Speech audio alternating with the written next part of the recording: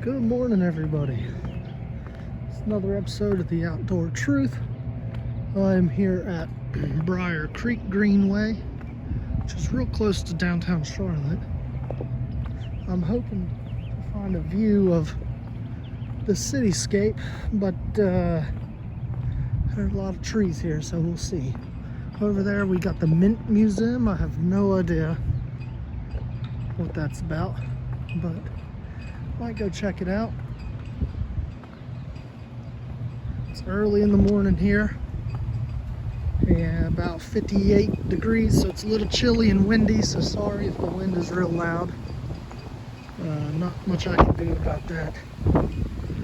But anyway, a lot to talk about today.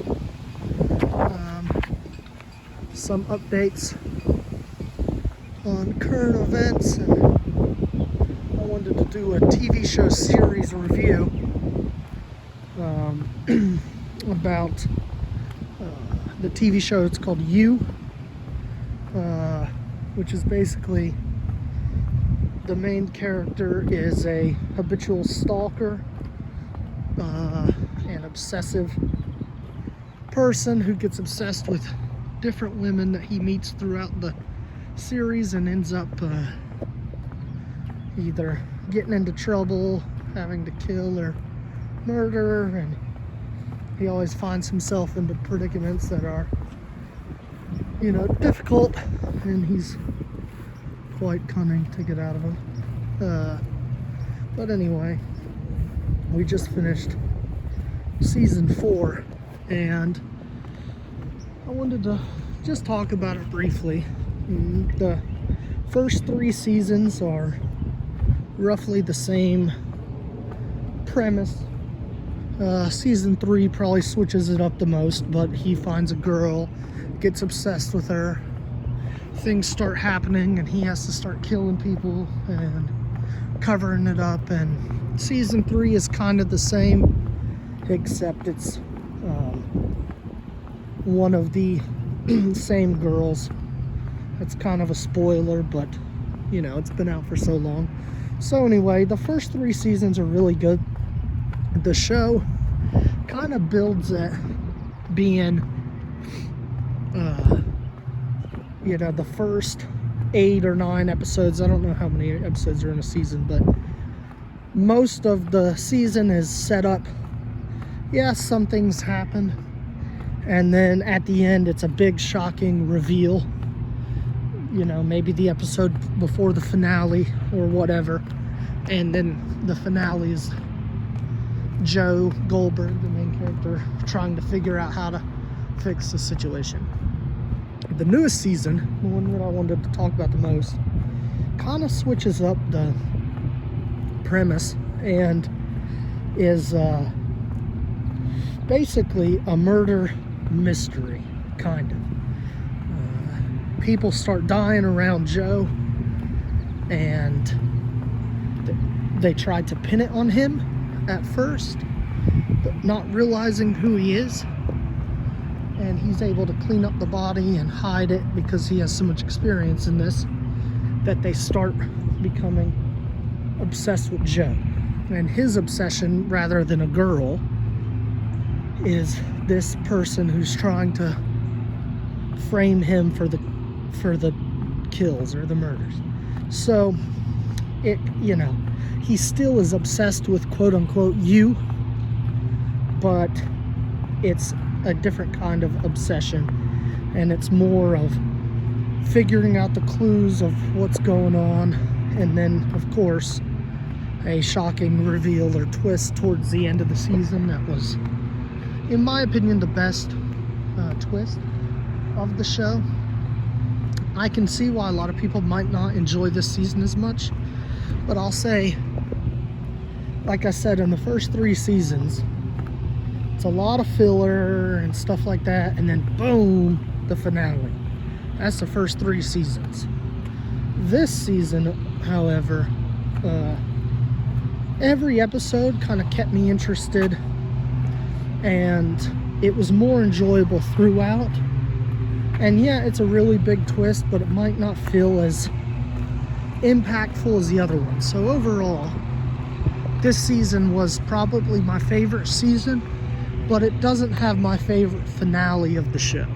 So overall, I give the show probably a 7.5 out of 10. But this season I would give an 8 out of 10. And then probably season 3 finale I would give a 9 out of 10 if I had to pick kind of my favorite finale. But anyway, with that being said, it's a very good watch. It's better than most TV out there. You know, it's very well done. You kind of like Joe, even though he's a psychopath murderer. But he's played very well. And you get to, basically he narrates the story, so we hear everything from his perspective. And sometimes he's absolutely right, and other times you can see just how crazy he is.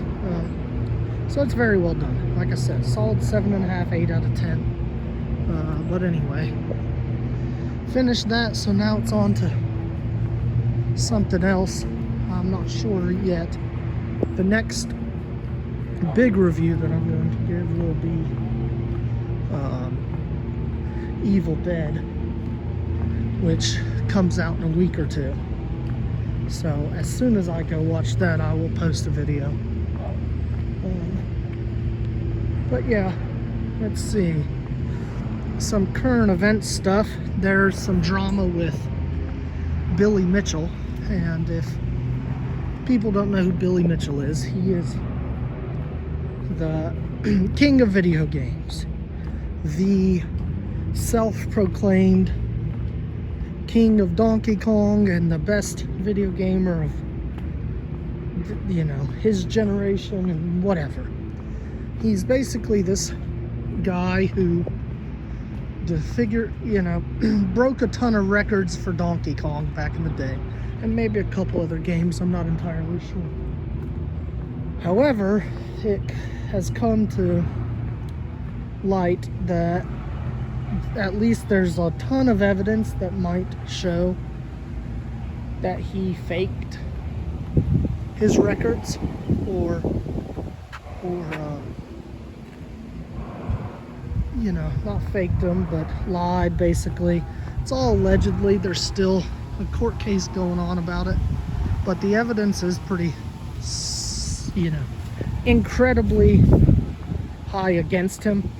It's almost a for sure thing that he did, in fact, cheat or lie or manipulate, but we don't know yet. We will find out soon. But anyway, and the drama comes from not the fact that he cheated. At this point, most people believe that he did and could care less now.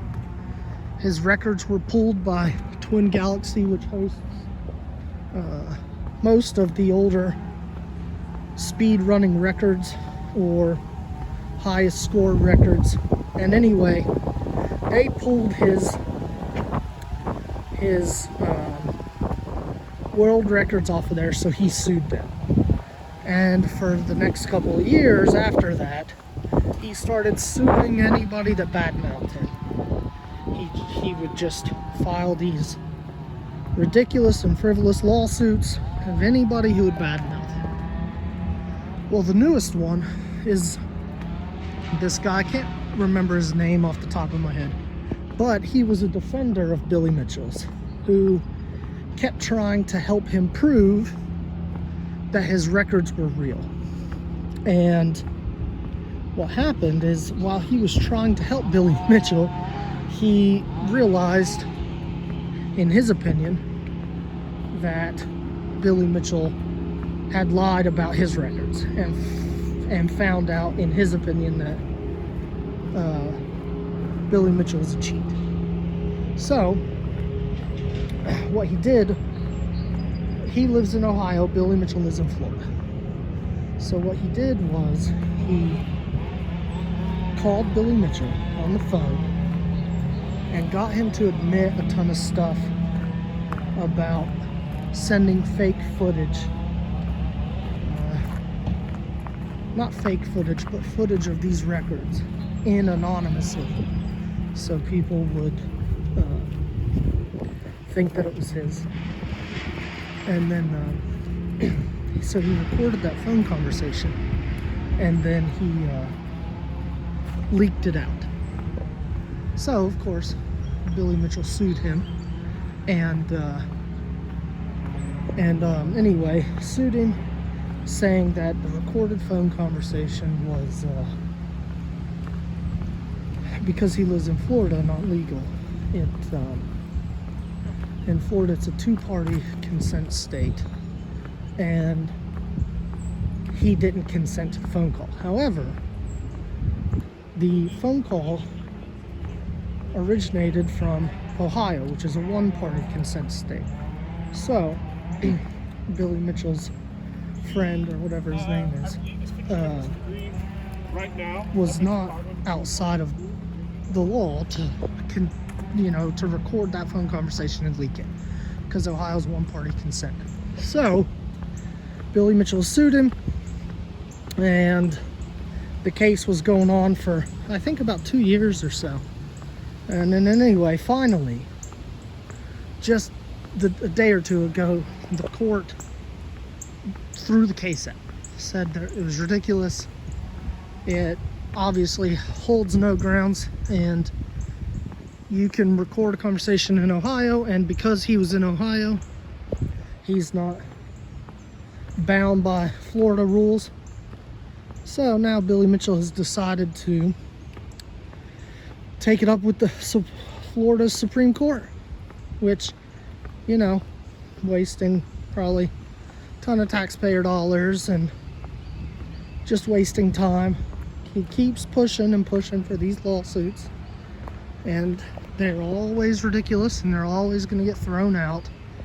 And it just seems like he just can't get over the fact that people badmouth him.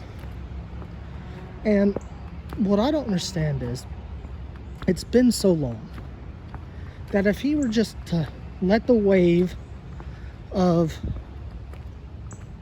shit talkers get through what they gotta say and just ignore them, he could just go on and nobody would ever talk about him again.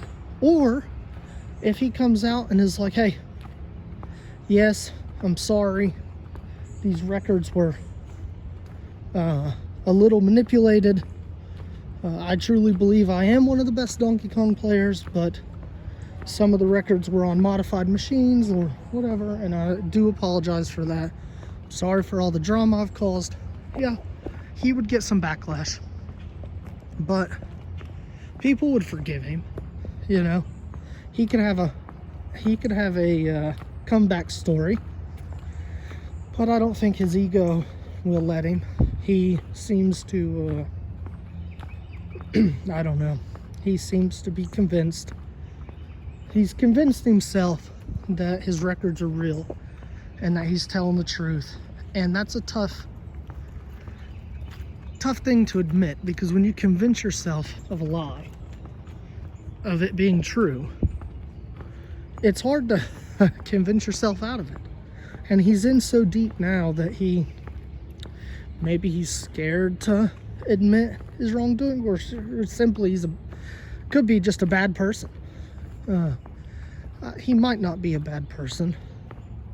I probably don't think that he's a bad person. He just, like I said, he's in too deep, and he really can't handle, his ego cannot handle people bad-mouthing him or calling him a liar.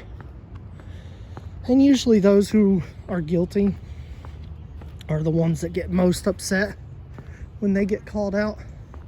If he'd have been like, whatever, I beat that record, or I hold that record, if Twin Galaxies wants to pull that for whatever reason, that's on them, but I know in my heart that it's true. That's all I can do. If he'd have did that, there would have not been nearly as much controversy. But he can't force himself to admit anything. So instead sues everybody that says something about him. You know. But we'll see what happens. His Twin Galaxy lawsuit is still going on, and it will go on for quite a while, but the evidence keeps stacking up against him, so a good chance that we might see some closure here soon. But nevertheless, Billy Mitchell needs to just take a chill pill and try to have a comeback. He can do it. You know, if he just apologizes or stops all this nonsense. It's kind of outrageous. But anyway, yeah, once I get the update on the Twin Galaxy stuff, I will make a video about it. Eastover Ridge Nature Preserve.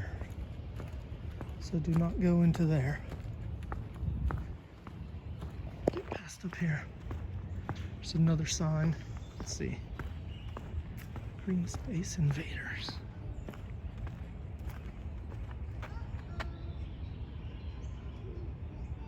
Yeah. Okay.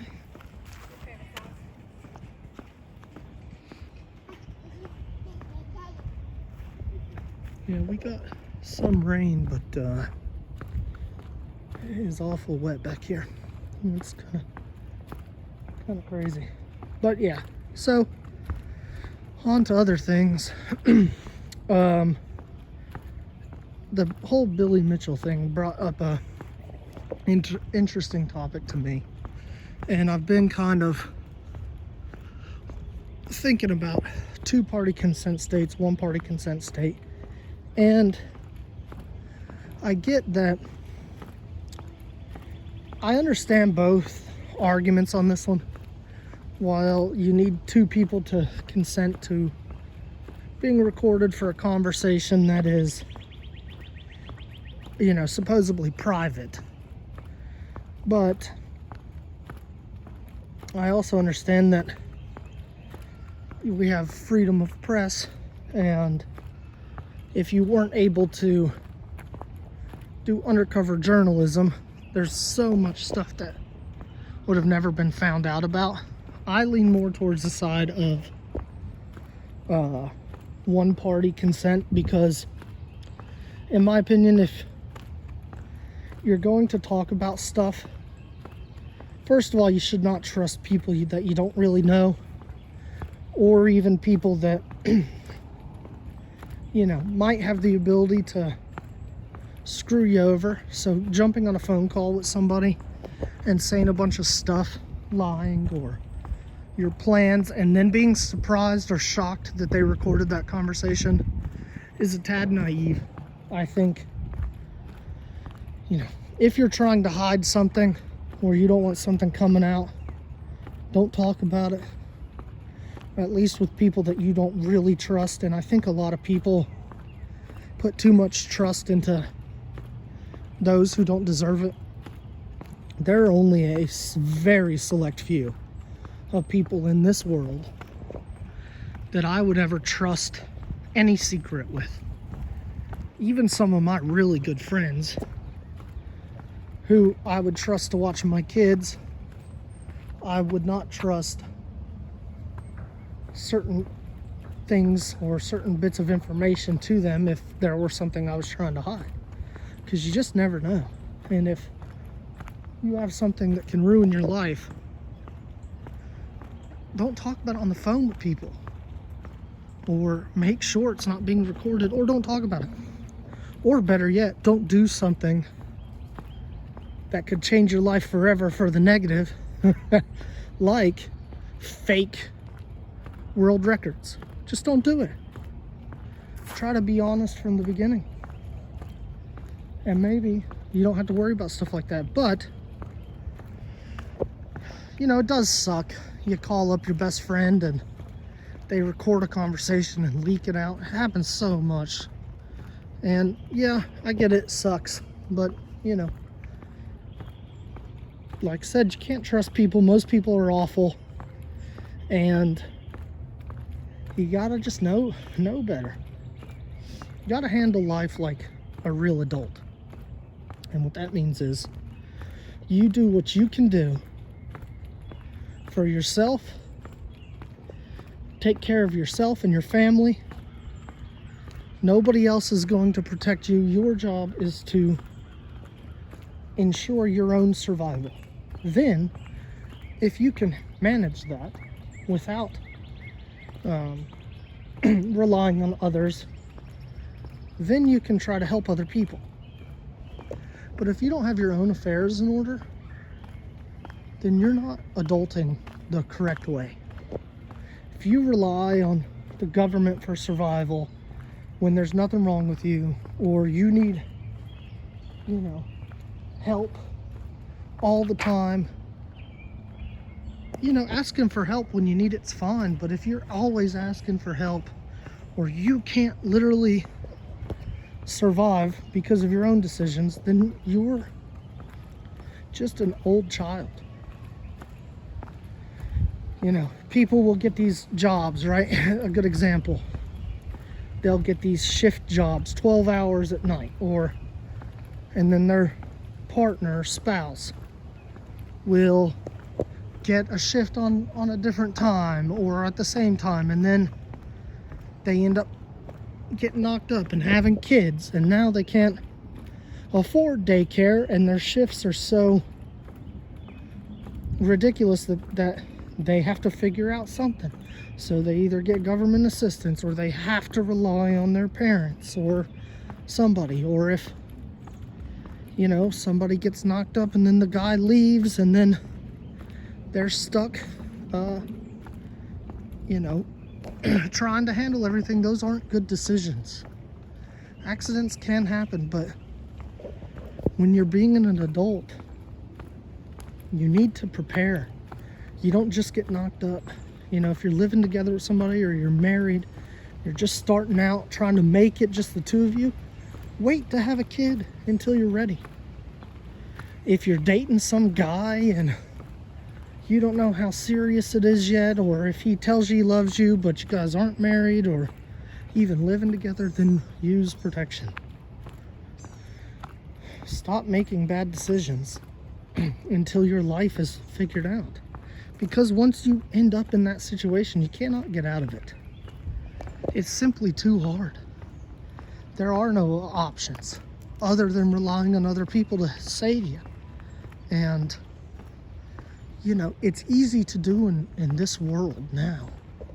There's so many programs, and in the United States, most people are pretty well off, or well off enough to make it, but not that long ago, you had to work all day long just to feed yourself and your family. And if you couldn't do that, then having a kid was a death sentence for them, because you couldn't feed them, or have the ability to take care of them properly. And if you can't survive by yourself, you have no right bringing other people into the world. And so many people cannot survive by themselves that it's ridiculous. All this talk of privilege and this and that, all it really is people are privileged here to not know what it's like to actually have to survive. And we've gotten lazy because of it. If the world would go to hell, so many people would just be left standing there staring like a deer in headlights, not being able to handle it. And I'm not saying that I would either, but hard work, and it's not even hard work, it's critical thinking and the ability to take responsibility for your own actions that's lacking in the world today, at least in America. And these people, they just can't cut it. And then they blame other people. They blame everybody else for their problems. Oh, I can't find a good job, but then you start looking into it, and every job that they've had, they've always showed up late for, or they have no skills or anything to boost up a resume, and every decision they make just sends them further into the hole. And it's not good thinking. So I don't understand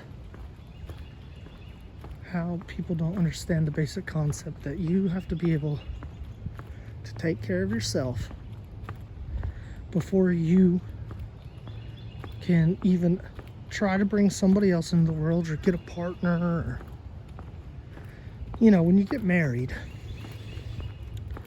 it's not supposed to be because you need the other person to survive.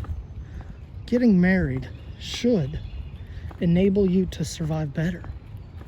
You're able to handle your stuff up by yourself. They're able to handle themselves by themselves.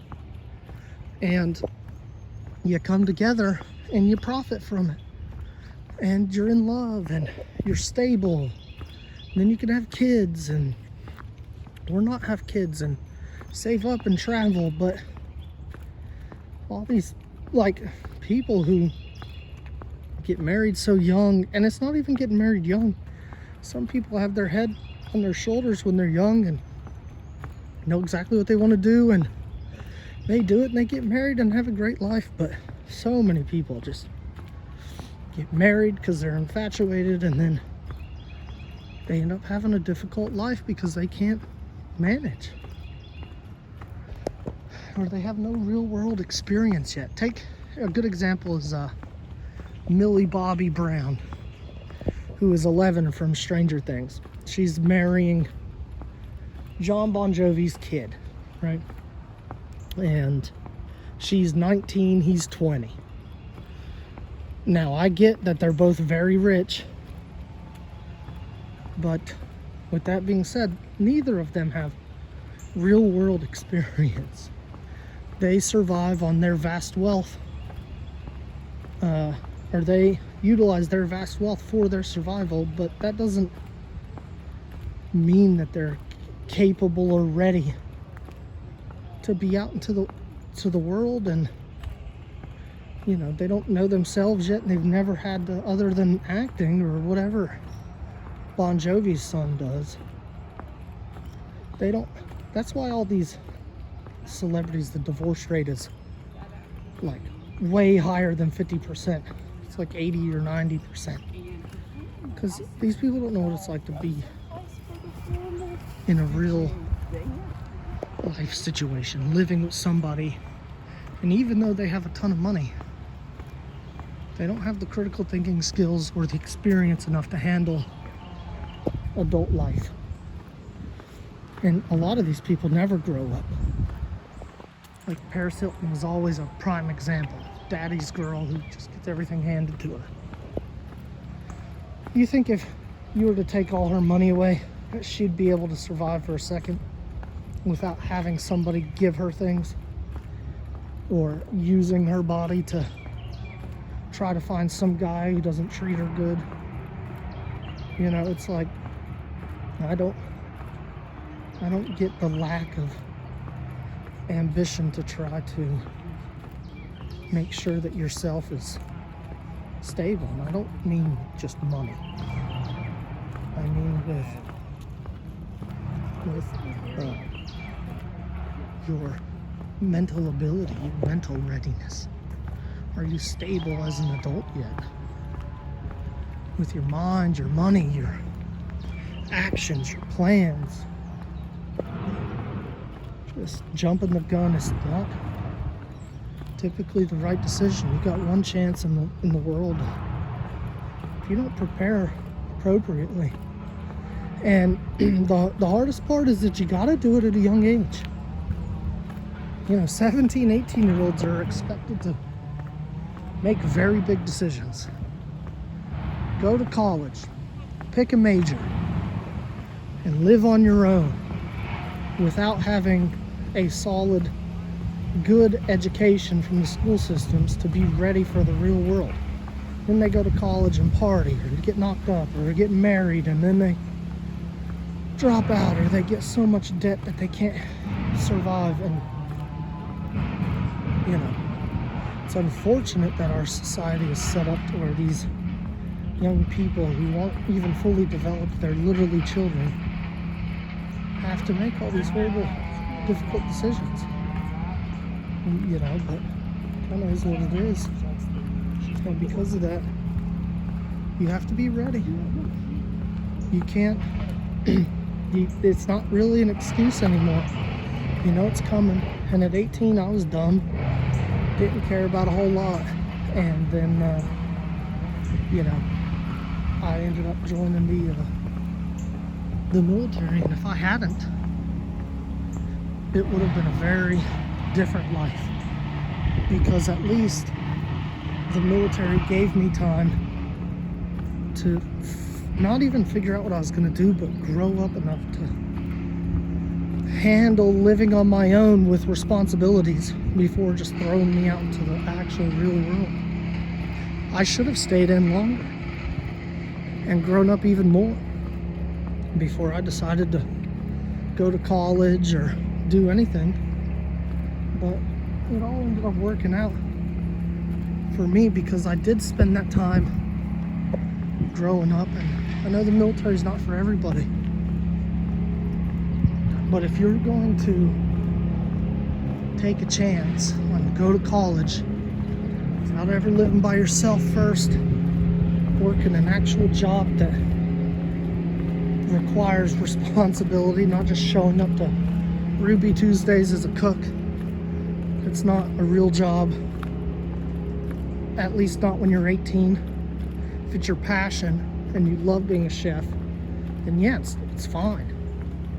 And if you're responsible with it, but it's not a good environment to learn what the world's really like, because when you work in fast food or these jobs with horribly high turnover rates, you get imprinted in your head that it doesn't really matter. This job isn't important. So many people quit each day, you know, and it's a bad mindset to have.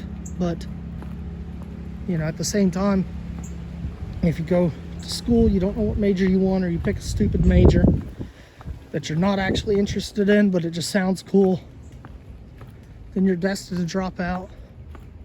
If you like to party and then you go straight into college, you're going to party hard and not take anything else seriously. And, you know, all these young people, they need to wait. They need to figure it out. They need, honestly, there should be, if you want to fix all this college debt problem and all these young people who don't make it, maybe limit the age that people can apply to college outside of scholarships. Maybe you got to be 22 to get into college, unless you have a scholarship or your GPA is a certain level. That would force people to grow up a little bit, because the person who I am now compared to 18-year-old me is so different. I am so much more responsible. I was crazy as an 18-year-old, like all 18-year-olds. Nothing in life was serious. I didn't even have any fear of death or anything. I would jump off of trailers when I was 16, 17 and swim in underneath piers where there's just sharks all over the place, and I didn't care. Wasn't thinking about the future, just living in the now. And that persisted for a couple years into the military. And it wasn't really until, 24, 25, where I finally was like, wait a second. Life isn't exactly how I thought it. And, there's got to be a different thought process that takes place. And if you don't have time to get there, you're gonna make mistakes that can change your life forever. And sometimes you can come back from it, other times you can't. It's unfortunate. And what the saddest part about it is that there are so many countries where there's just no possibilities. There are just nothing, you know. America's probably not the greatest country in the world, but people who are born here are way more lucky than a lot of people in the world. And the biggest reason for that is that the options here to forge your life are much better than a lot of other places. You can work straight out of college or out of high school. You can go to technical school. You can join the military. You can open a business. There are options. And people still screw it up. I've screwed stuff up. Other countries, not everywhere, but so many other places, you just grow up working with your family, whatever they do, and you stay with them forever, and then you get married and do the same thing over and over again, and there are no options. Or at least it's limited, you know? But anyway, it is what it is. I just wish that I could help people be a tad more responsible and have people who have opportunity and chances take them, and then maybe it would really help people. But it's hard. Like I said, I haven't done everything right, so I know it's difficult.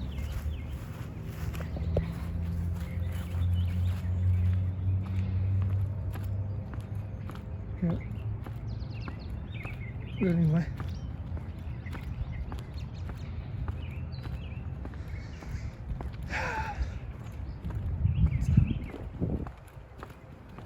Yeah, that's my rant on personal responsibility. And maybe I see it wrong, but that's the way I see it, and it kind of is what it is. But yeah. So coming up, Biden just announced his 2024 presidential run. Now, this is quite a touchy subject, but it does seem that Biden's going to run, Trump is going to run, and maybe other people. I don't know. But the big rumor going around is that this indictment of Trump, there's a couple reasons for it. Now, I'm not saying what I believe one way or the other. These are just what people are saying. One is that he really did do it, and they're holding him to justice. A lot of people are saying that. Other people are saying that, well, they really just hate Trump, and they're trying to get anything that they can to stick to him. Another option is that they know what they're doing with indicting Trump, and they're spiking his fan base up so that he becomes the actual nominee and the winner of the primaries for the Republicans, knowing that he will lose to Biden or whoever does run on the Democratic side. Now, that seems like some pretty epic 4D chess there, and I think the easiest options are usually the most true ones. I think that they hate Donald Trump. They think that he did something illegal, and they're trying to hold him accountable for that. We will see what happens with it. It is a tough hill for them to climb, to actually charge him, or sentence him. We will see what happens with it, but if I had to guess, it's probably going to be a repeat of the 2020 elections of Biden or Trump. I doubt that there's going to be any debates taking place. I don't know if Biden can or will do that. And if for some reason he decides to pull out, there's rumors of a Kennedy that's floating around out there that I never heard about until all of a sudden, that might run. And then they would want a Kennedy versus Trump instead of Kennedy versus DeSantis. But nevertheless, whoever runs on both sides will be labeled horrible, you know.